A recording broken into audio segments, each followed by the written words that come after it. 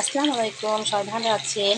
এই যে আমি এখানে তেলে কাঁচামরিচ পেঁয়াজ ভাজতে দিয়ে দিয়েছি, মরিচ দিয়েছি, রসুন দিয়েছি, আর কিছুটা আমি জিরা দিয়ে দিলাম, দিয়ে এটা ভাজতে দিলাম। এখানে আমি মশলা রেডি করে রেখেছি, আর এখানে আমি ডিম ভেজে রেখেছি, দিয়ে কেটে রেখেছি। আর এই যে লাউ আর এই যে আলু এভাবে কেটে রেখেছি, দিয়ে ধুয়ে পরিষ্কার করে রেখেছি। আমার ভাজা হয়ে গেলে মশলাগুলো দিয়ে কষিয়ে নিব। এই যে আমার পেঁয়াজগুলো ভাজা হয়ে গেছে, এবার আমি মশলাগুলো দিয়ে কষাই নিব। যারা যারা আমার পেজটাকে এখনও ফলো করেনি, ঝটপট ফলো করে দেবেন, লাইক শেয়ার কমেন্ট করতে ভুলবেন না, পাশে থাকবেন সবসময়। দিয়ে আমি লাউগুলো দিয়ে কষিয়ে নিব। এই যে লাউগুলো কষানো হয়ে গেছে, এবার আমি পানি দিয়ে ডিমগুলো উপরে সাজিয়ে দেবো একটু হয়ে যাক।